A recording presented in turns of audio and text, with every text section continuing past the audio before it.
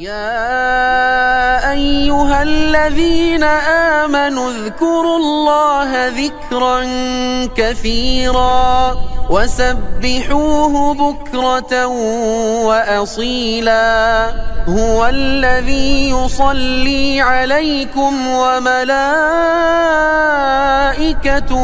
ليخرجكم من الظلمات إلى النور وكان بالمؤمنين رحيما.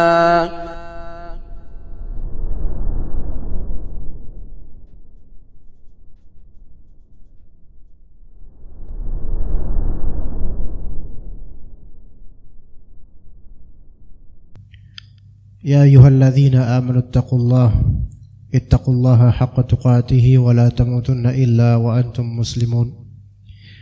يا أيها الناس اتقوا ربكم الذي خلقكم من نفس واحدة وخلق منها زوجها وبث منهما رجالا كثيرا ونساء واتقوا الله الذي تساءلون به والأرحام إن الله كان عليكم رقيبا.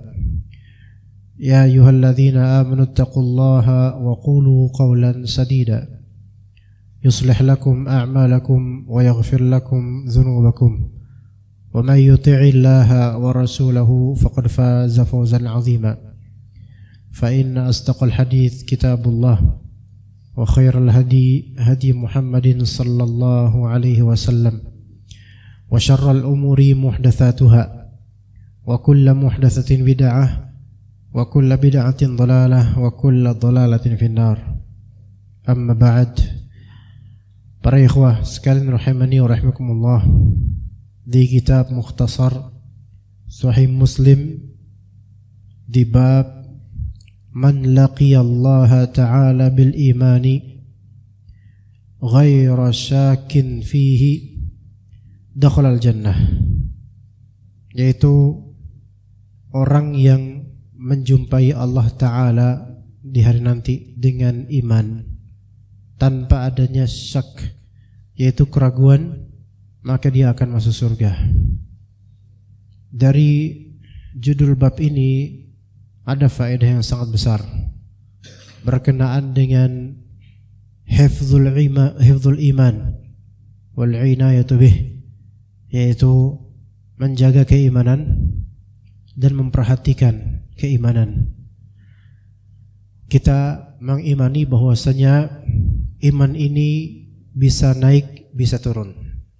Bisa naik karena ketaatan dan bisa turun karena kemaksiatan dengan segala macamnya. Dan kita juga yakin bahwasanya kullu nafsin dha'iqatul maut.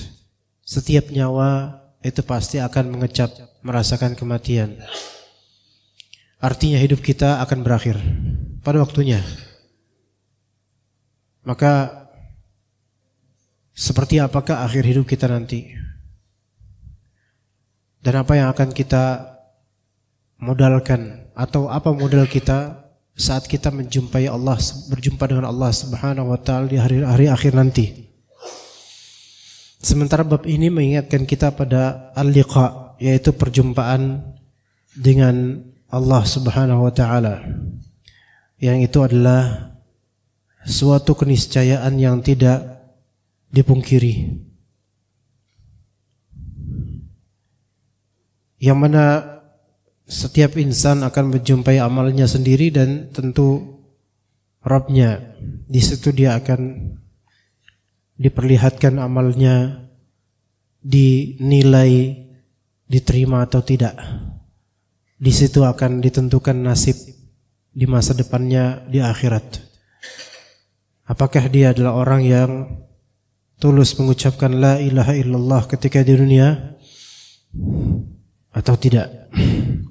Atau dia justru orang yang mengucapkan la ilaha illallah di lisan, namun dia ragu, sehingga dengan keraguan itu dia dimasukkan ke neraka. Terlebih jika keraguannya berkaitan dengan la ilaha illallah itu sendiri, dengan kesyirikan yang dilakukan selama di dunia, maka mara bahaya dan petaka abadi itu menantinya. Na'udzubillah min dzalik. Oleh karenanya jemaah sekalian rahimakumullah, iman ini harus dijaga dengan ilmu yang sahih dan amalan yang saleh. Tidak bisa salah satu dari keduanya dihilangkan, karena amalan saleh tidak bisa terwujud kesolehannya tanpa ilmu yang bermanfaat, yang sahih. Dan ilmu yang sahih pun tidak bermanfaat jika tidak berbuah amalan soleh. Maka hendaknya kita beri'tina dan memperhatikan qalbu kita dari segi iman, amaliyah kita, muamalah kita. Ya ayyuhalladzina amanu ittaqullah, wahai orang beriman, bertakwalah kalian kepada Allah. Wal tanzur nafsum ma qaddamat lighad, dan hendaklah jiwa itu menatap apa yang dia lakukan untuk keesokan hari, yaitu untuk hari kiamat. Jadi bab ini mengingatkan kita pada la ilaha illallah, pada kalimat la ilaha illallah, yang mana itu adalah aslun min usul iman, asasnya keimanan. Dan hal itu atau la ilaha illallah gerbang keislaman, asas iman, gerbang Islam. Dengannya seseorang memiliki hujjah untuk diselamatkan di mara bahaya dan petaka hari kiamat. Dengannya seseorang dijanjikan oleh Allah Ta'ala untuk masuk surga. Bahkan karena untuknya lah la ilaha illallah manusia diciptakan dan jin diciptakan. Wa ma khalaqtul jinna wal insa illa liya'budun. Tidaklah aku menciptakan jin dan manusia kecuali untuk menyembah padaku, yaitu pada Allah Azza wa Jalla. Dan itulah esensi dari la ilaha illallah. Tiada yang berhak disembah melainkan Allah. Kita mulai dari hadis perdana yang kita bahas di malam hari ini. Kata Al-Munziri rahimahullah, an Uthman, dari Uthman bin Affan radhiyallahu anhu, beliau berkata, qala Rasulullah sallallahu alaihi wasallam, Rasulullah SAW bersabda, man mata wa huwa ya'lamu annahu la ilaha illallah dakhala al-jannah. Barang siapa yang mati dalam keadaan dia ya'lam, mengilmui bahwasanya tiada yang berhak disembah melainkan Allah, maka dia akan masuk surga. Dan di hadis ini menunjukkan pastinya kematian itu terwujud pada insan, itu pertama. Kemudian di hadis ini ada pengingat untuk kita tentang kematian dan tentang bekal apa yang kita bawa setelah kematian itu. Ketika kita telah menyibak tirai kematian menuju ke fase kehidupan barzakh, yaitu kehidupan berikutnya, maka disitulah semua dari kita mengerti kepentingan la ilaha illallah. Karena akan ditanya, man rabbuk, siapa Rabbmu? Ya. Maka la ilaha illallah ini bukan sekadar kalimat, melainkan harus betul-betul diucapkan dengan ilmu, diyakini di hati, diucapkan dengan lisan, dan ditunaikan konsekuensi zahirnya melalui amalan anggota tubuh. Harus seperti itu. Itu yang akan menjadi modal keselamatan kita setelah izin Allah Subhanahu wa taala. Wa man mata, siapa yang mati dalam keadaan wa huwa ya'lam, dalam keadaan punya ilmu tentang la ilaha illallah. Dan di sini menunjukkan fadilah al-ilm, keutamaan ilmu. Tidak disebutkan siapa yang mati dalam keadaan dia mengilmui fikih, hukum muamalat ini. Enggak, itu betul bagus. Fikih muamalat, fikih nikah, fikih ini dan seterusnya, mengerti kosakata bahasa Arab dan seterusnya. Tapi siapa yang mati dalam keadaan dia mengilmui la ilaha illallah. Padahal kan la ilaha illallah lafal ini semulia-mulia hafalan, ini antum hafalkan dalam sekejap, maknanya pun selesai. Tiada yang berhak disembah melainkan Allah. Udah selesai. Ya. Tapi kenapa kok di sini seperti hal yang simple secara zahir, tapi kok begitu signifikan untuk akhir hidup manusia dalam keadaan mengilmui itu? Ternyata antara ilmu materi berkenaan dengan lafal belaka itu berbeda dengan ilmu yang berkenaan dengan teori qalbu dan juga amalan. Sebagaimana kata sebagian ustadz atau sebagian orang, tauhid itu ada namanya ilmu tauhid dan ada yang namanya tauhid itu sendiri. Ada yang namanya ilmu tauhid dan ada yang namanya tauhid itu sendiri. Maksudnya apa? Ilmu tauhid yaitu teori. Antum bisa hafal dalilnya. Antum bisa paham, antum bisa bahkan hafal klasifikasi tauhid ini dan itu. Bahkan antum bisa menjabarkan dan menjelaskan kepada siapapun. Misal, itu ilmu tauhid. Tetapi tauhidnya itu sendiri itu adalah prakteknya. Dua hal yang berbeda. Bukan sesuatu yang mustahil. Seseorang dia pakar dalam ilmu tauhid, namun dia sendiri turun tauhidnya, bahkan kurang bertauhid, tidak tauhid, bahkan tidak bertauhid. Jadi antara teori dengan praktek itu dua hal yang berbeda. Memang seharusnya kalau punya teori harus dipraktekkan. Tetapi kedua hal ini tidak serta-merta harus terjadi pada seseorang. Boleh jadi dia punya ilmunya tapi dia tidak mempunyai prakteknya. Atau sebaliknya, dia mempraktekkan namun tidak punya ilmunya sehingga kesesatan. Maka seseorang mengawali amaliyahnya dari ilmu syar'i dulu. Man mata wa huwa ya'lam, ilmu bahwasanya tiada yang berhak disembah selain Allah. Kalau itu mah cuman arti gitu doang, selesai. Namun orang ketika dia dalam keadaan wafat, maka kadang kalimat yang keluar atau sikap atau perbuatan yang ada pada dirinya di wafatnya itu menunjukkan kebiasaan dia, menunjukkan hakikat dia sebenarnya. Makanya di sini akhir hidupnya dia punya ilmu tentang la ilaha illallah. Dalam redaksi lafal atau dalam hadis lain, man kana akhiru kalamihi la ilaha illallah dakhalal jannah. Siapa yang akhir kalimatnya la ilaha illallah masuk surga. Subhanallah. Ya Masya Allah. Yang menunjukkan bahwasanya seseorang yang mengucapkan la ilaha illallah di akhir hayatnya ini tidak sembarangan. Dan orang yang di akhir hayatnya dia mengilmui la ilaha illallah ini tidak sembarangan. Melainkan itu adalah refleksi dari bagaimana kalbunya dan kebiasaannya. Alhamdulillah. Maka dakhalal jannah, masuk surga. Namun ini tidak melazimkan bahwasanya kalau kita melihat ada seorang muslim akhir kalimat la ilaha illallah kemudian langsung secara muayyan menunjuk orangnya langsung dia adalah penghuni surga. Itu enggak boleh.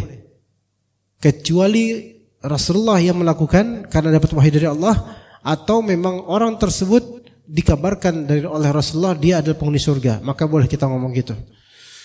Adapun orang sekarang yang mati, kendati pun orang tua kita, kendati pun kalimat terakhir la ilaha illallah kita katakan dia mati insyaallah dalam keadaan muslim, urusan dia masuk surga atau gimana, semoga dia masuk surga sesuai dengan janji Allah dan Rasulnya. Namun saya tidak tahu kesudahan orang ini bagaimana. Saya hanya mengharapkan karena petunjuknya kelihatan yaitu mengucapkan la ilaha illallah di akhir hayatnya.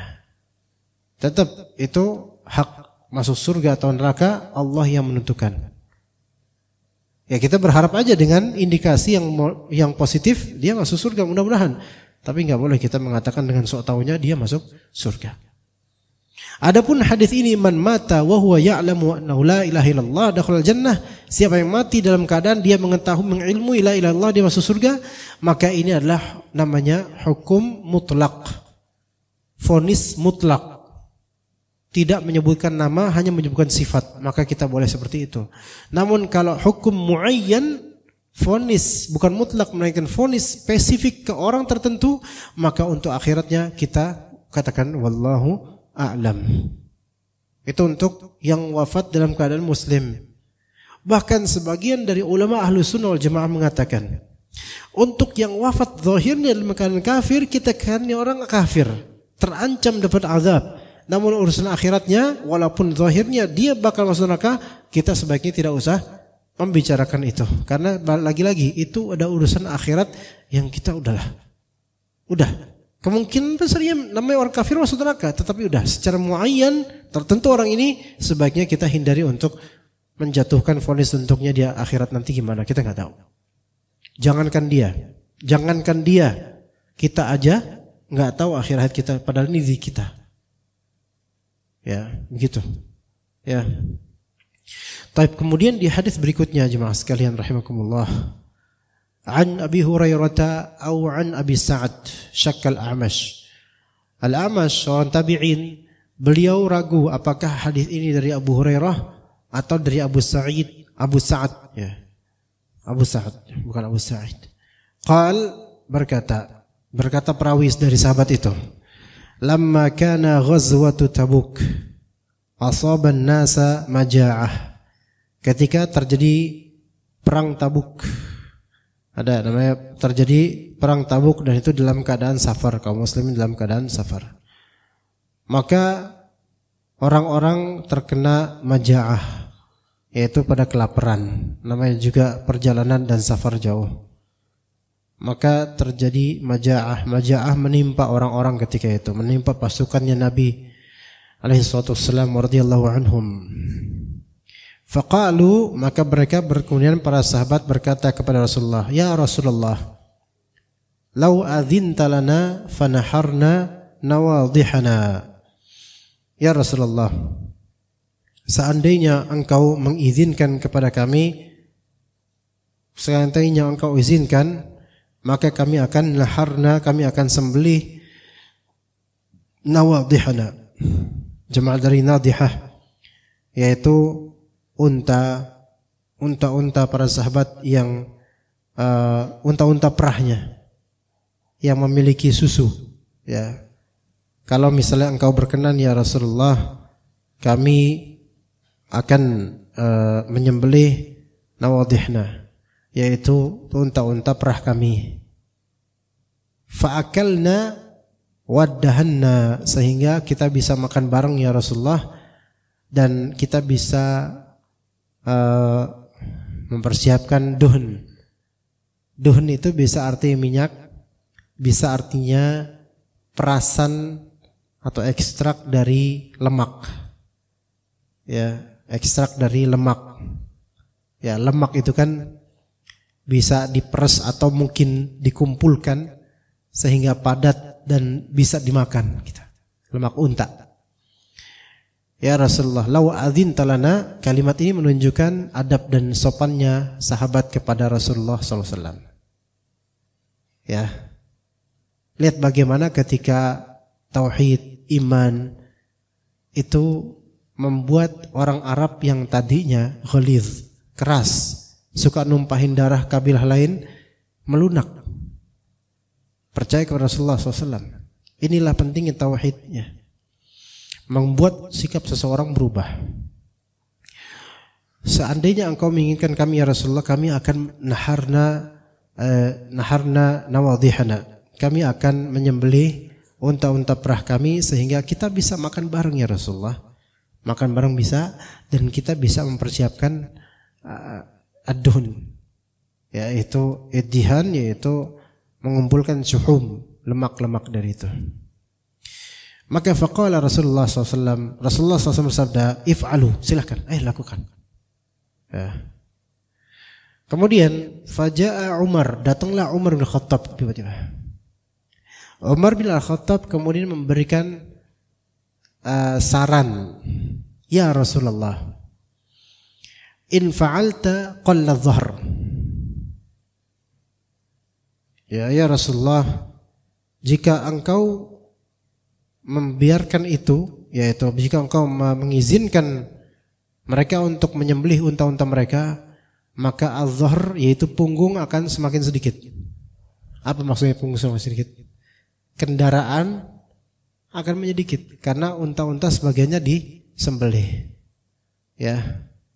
Tapi Umar kemudian ada solusi, walakin tapi ya Rasulullah, kalau bisa begini, ud'uhum bifadli azwadihim. Thumma du'ullaha lahum bil barakati. La'allallaha an yaj'ala fi dhalik. Tapi saya ada ide ya Rasulullah. Ya. Jangan buat mereka sembelih unta-unta mereka, jangan. Tapi coba ya Rasulullah, serulah orang-orang ini untuk mendatangkan kelebihan dari barang makanan mereka, kelebihan dari perbekalan mereka. Suruh mereka kumpulin semua kelebihan itu. Thumma du'ullaha lahum bil barakah. Kemudian mintakan kepada Allah keberkahan. La'allallaha an yaj'ala fi dzalik. Semoga Allah Subhanahu wa taala akan menjadikan keberkahan di makanan yang dikumpulkan itu. Bisa paham ya sampai sini ya? Ya Rasulullah, jangan sampai unta-unta itu disembelih, karena kalau unta disembelih maka makin sedikit kendaraan kita, repot ke depannya. Lihat visinya Umar bin Khattab. Ini tidak mencederai Nabi SAW sebagai pemimpin, tidak. Karena bagaimanapun Nabi manusia biasa yang ketika diilhamkan atau diwahyukan dia akan bicara tentang wahyu itu, jika tidak maka beliau sesuai konteks aja. Dan di sini menunjukkan bolehnya seorang murid ya untuk memberikan iqtirah, saran ya terhadap gurunya. Ya, begitu boleh. Namun dengan adab.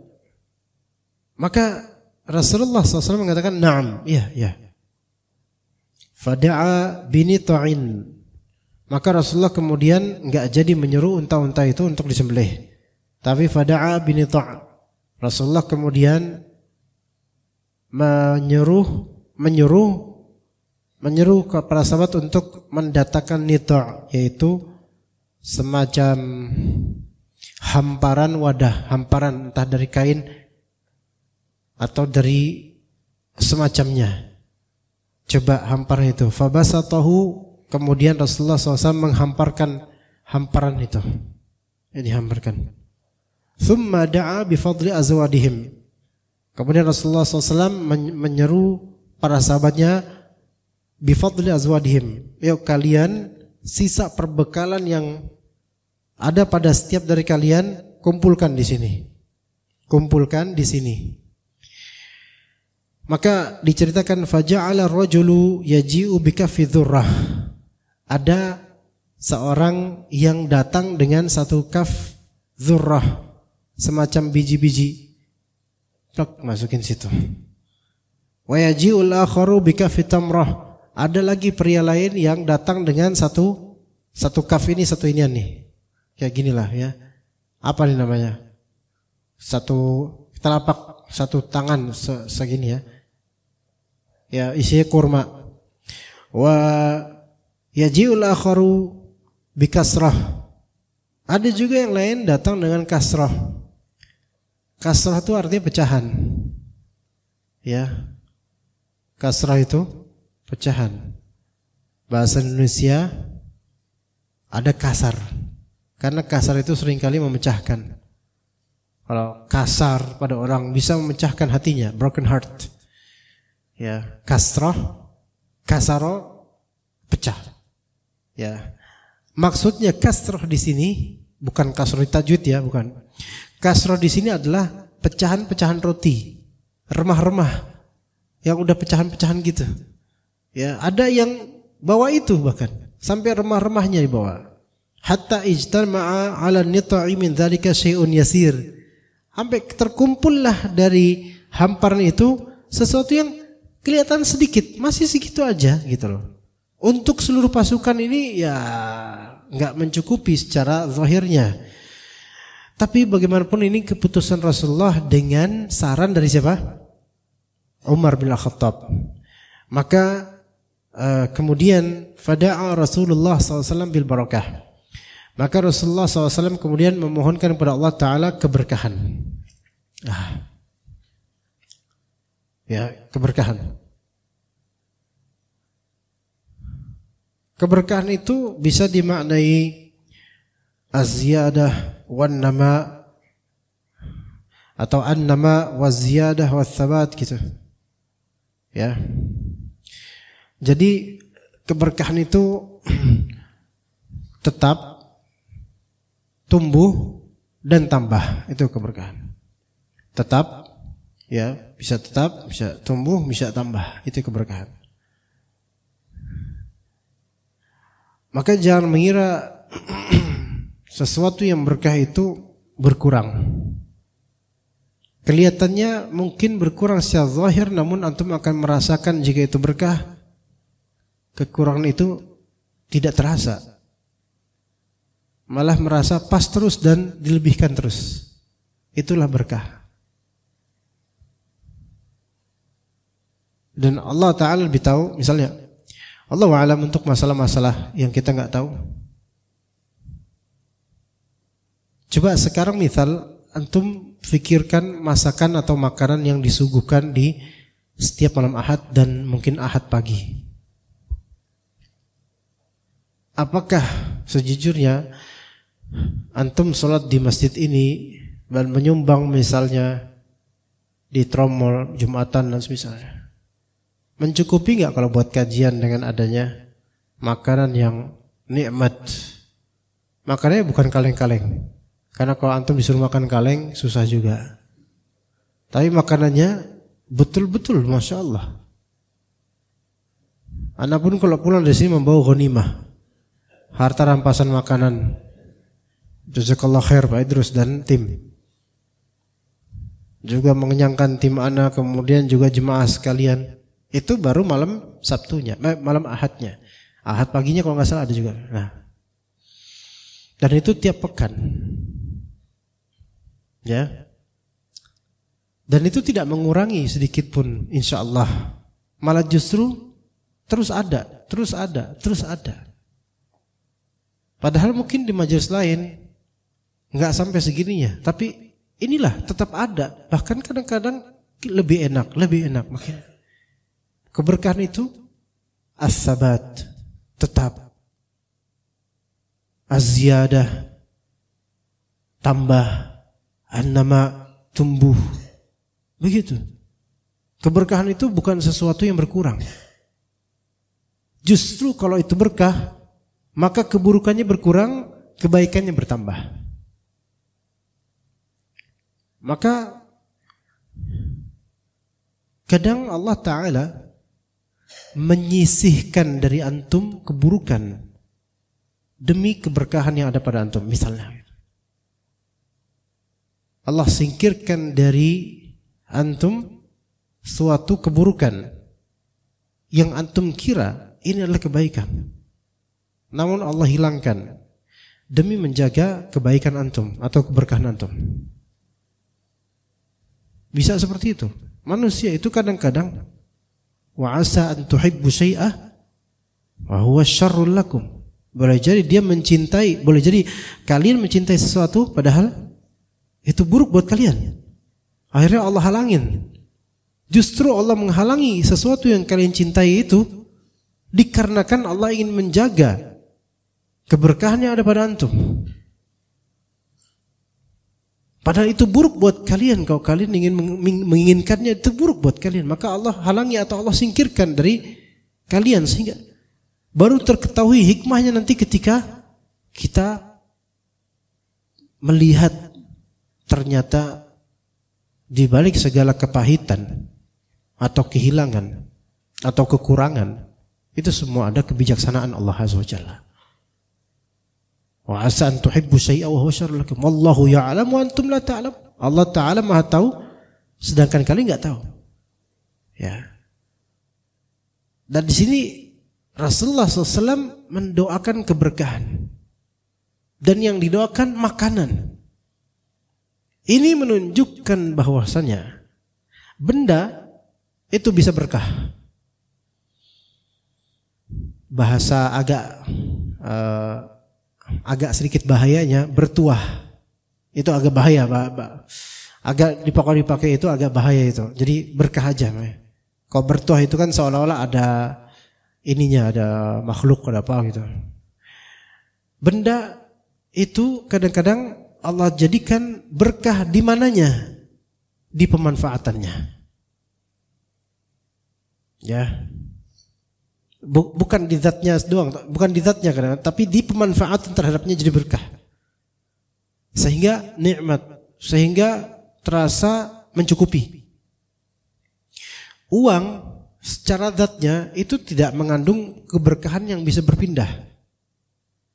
Namun ketika uang itu halal, maka ini penghasilan berkah yang penggunaannya itu juga sesuatu yang menunjukkan keberkahan.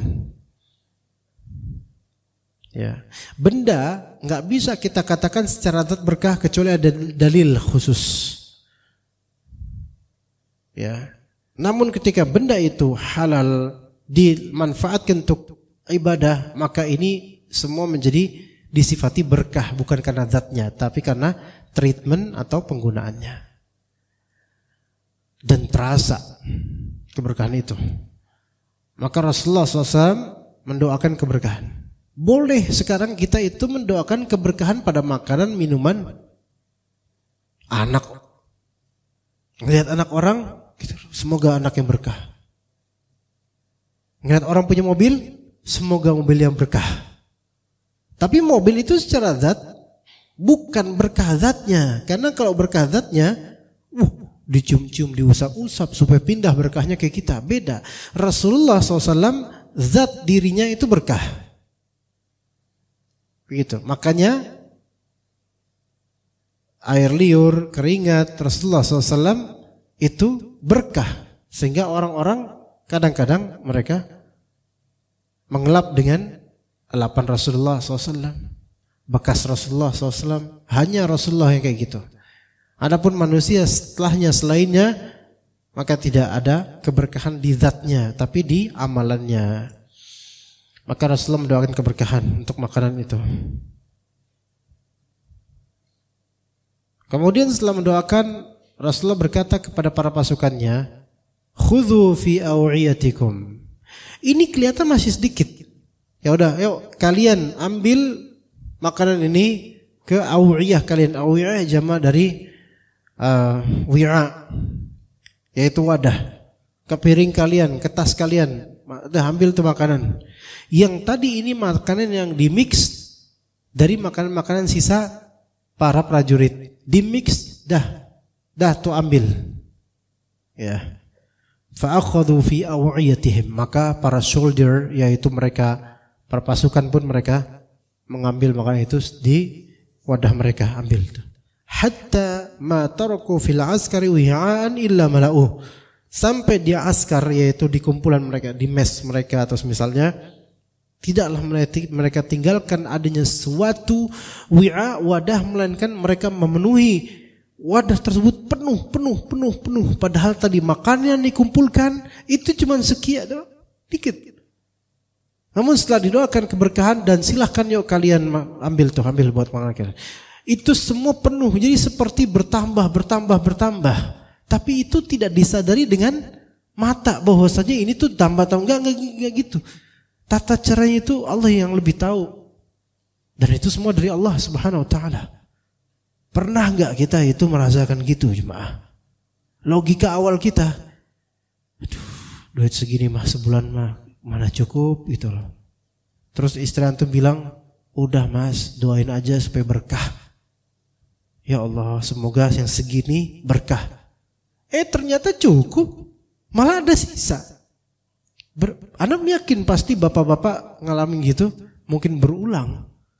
Di luar Nurul, tidak masuk Akmal, tidak habis Fikri.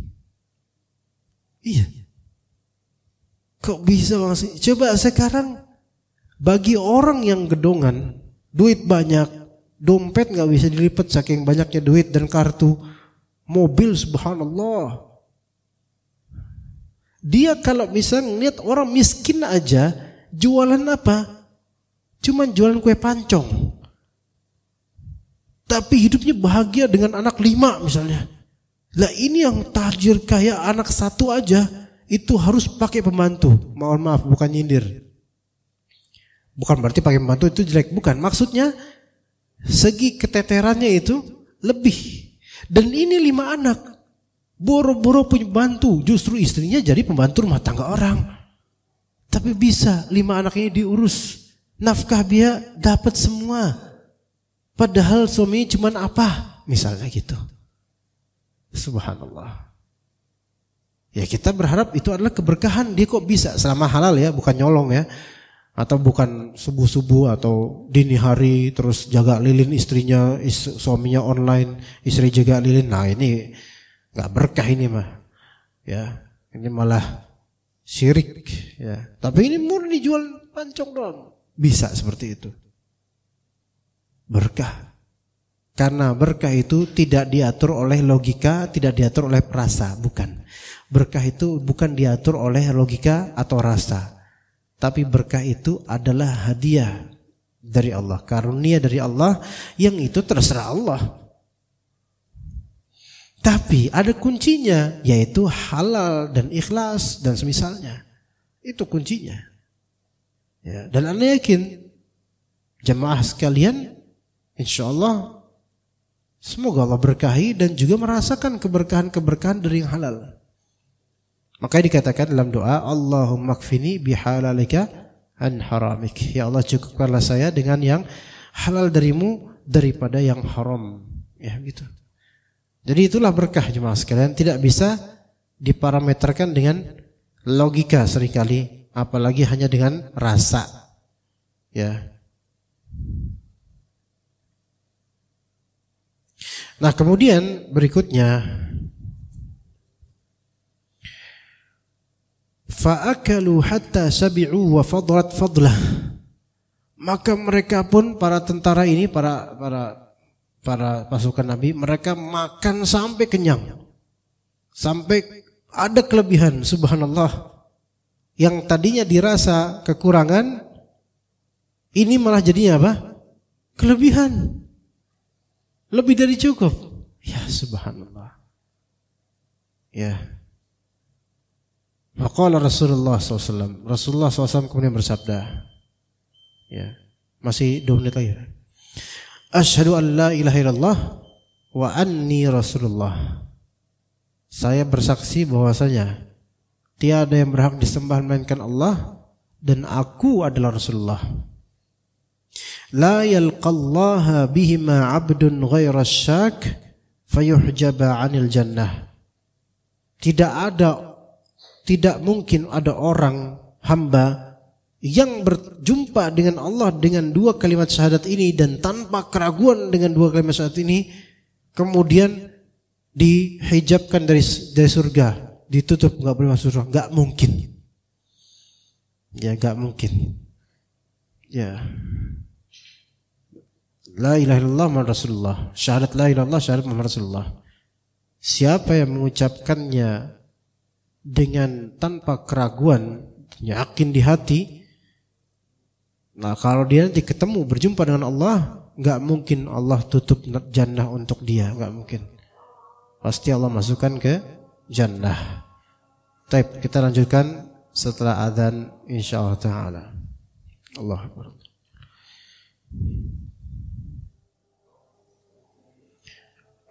Kita lanjutkan ke hadis berikutnya ya ikhwas sekalian.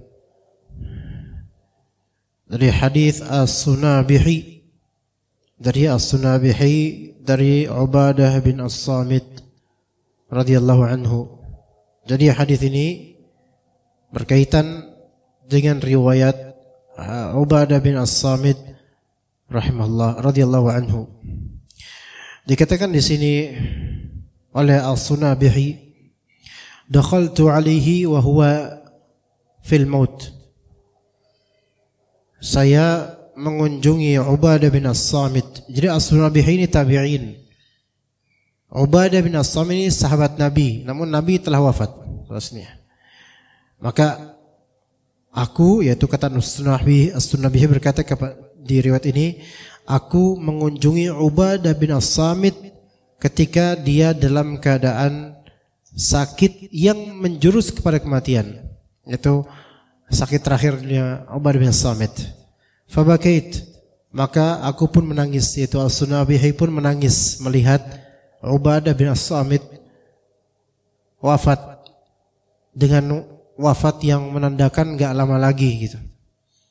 Maka kemudian dia berkata, Ubadah bin As-Samit berkata, mahlan lima tabki. Tahan, wahai Sunabihi, tahan. Lima tabki, kenapa engkau menangis? Ya. Ini yang berkata ini adalah Ubadah yang lagi sakit keras dan sebentar lagi wafat. Yang nangis siapa? Yang ngunjungin. Ubadahnya apa? Malah tenang. Ini kenyataan yang kadang terjadi. Orang yang ada di posisi sulit kerap kali malah lebih tenang dibandingkan penonton. Gitu loh.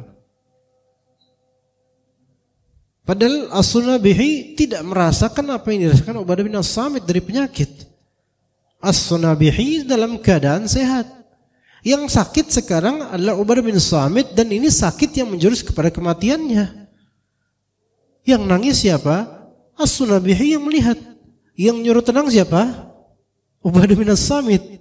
Seolah kebalik. Gitu. Kadang ibarat begini jemaah. Kita sebagai anak, kadang Allah Subhanahu wa taala uji kita sebagai anak dengan ujian yang luar biasa. Yang kita kembali ke Allah, tenang dengan ibadah pada Allah, tenang dengan mendekatkan diri kepada Allah.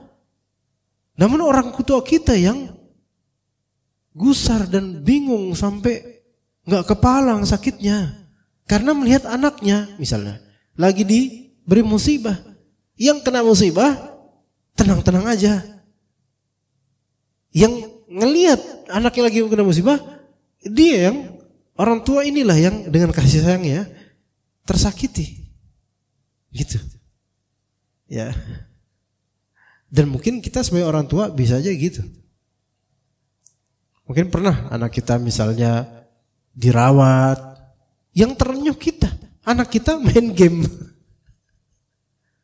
gitu. Itulah kehidupan ya jemaah sekalian. Cuma itu kan masalah dunia tadi nih. Ubadah bin As-Samit, alim, sahabat, lagi sakit keras menjelang kematiannya. Mahlan, lima tabki. Sebentar sudah haji, sebentar, tahan. Kenapa kamu kok malah nangis? Wala in, kata beliau, kata Ubadah bin As-Samit, fa wallahi la in istushhidtu la ashhadanna lak. Demi Allah, jika aku mati syahid, maka aku akan bersaksi untukmu wahai Sunabihi. Wala in syufi'tu la asfa'anna lak.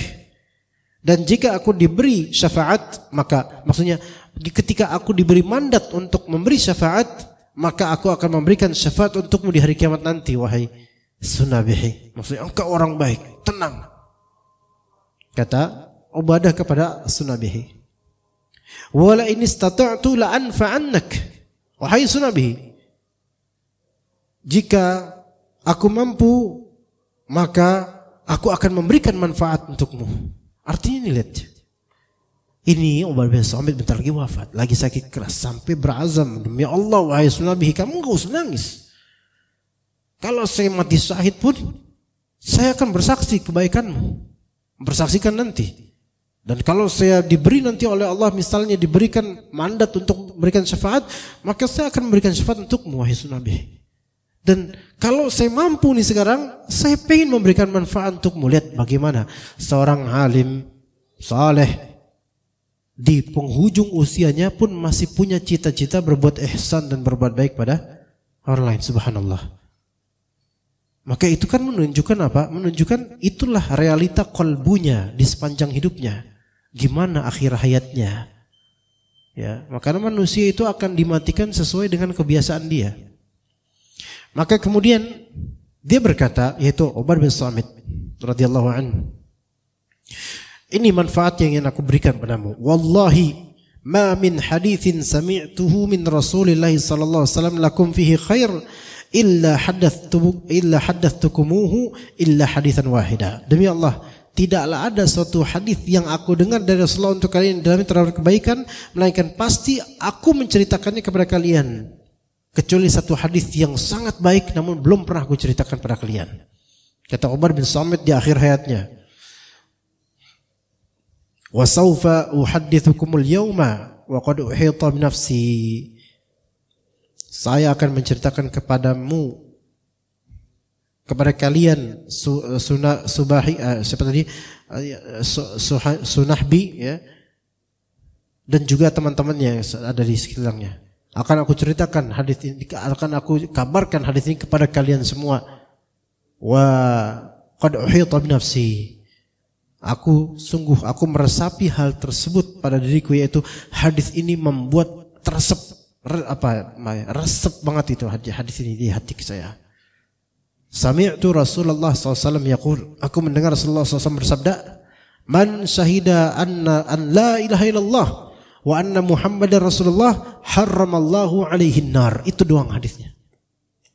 Barang siapa bersaksi bahwa saya tiada yang berhak disembah melainkan Allah dan bahwa saya Muhammad adalah utusan Allah, niscaya Allah mengharamkan neraka atasnya. Itu saja, dah. Kalau mungkin orang sekarang bilang, ya kalau gitu mah gue juga tahu, subhanallah. Tapi Ubadah bin Samit sampai mengatakan hadis ini qad uhita bi nafsi. Hadis ini telah membuatku terkurung, membuat aku terpikirkan, ngeresep di hatiku. Yaitu kalimat siapa yang mengucapkan la ilaha illallah Muhammad Rasulullah, maka Allah haramkan neraka darinya. Itu yang membuatku kepikiran. Menjelang kematian jemaah sekalian, apa yang kita pikirkan? Nah, itu. Apakah kita masih memikirkan bagaimana la ilaha illallah kita, Muhammad Rasulullah kita? Itu jemaah sekalian. Kajian ini intinya tuh ya mungkin dari segi lafal cuman itu doang. Mari kita mengingat asyhadu an la ilaha illallah wa asyhadu anna Rasulullah. Simple. Namun prakteknya tidak sesimpel itu. Dan akan terlihat di akhir hayat kita, kemudian di akhirat. Begitu jemaah sekalian rahimakumullah. Ya mungkin untuk materi sampai di situ. Insyaallah sepertinya tidak ada pertanyaan karena memang nggak ada yang perlu dipertanyakan lagi. Gampang kan pemahamannya tadi hadis? Gampang. Setiga hadis tersebut semua hanya tentang la ilaha illallah Muhammadur Rasulullah. Tapi itu adalah first base kita yang harus kita kembali padanya terus. Luputnya kita dari itu, maka jurang neraka siap menelan kita. Na'udzubillah min dzalik. Mungkin kita cukup sampai situ Pak Idrus. Ya, barakallahu fikum jami'an. Wa sallallahu ala nabiyyina Muhammad wa ala alihi wa sahbihi ajma'in. Subhanakallahumma bihamdika asyhadu an la ilaha illa anta astaghfiruka wa atubu ilaik. Wassalamu alaikum warahmatullahi wabarakatuh.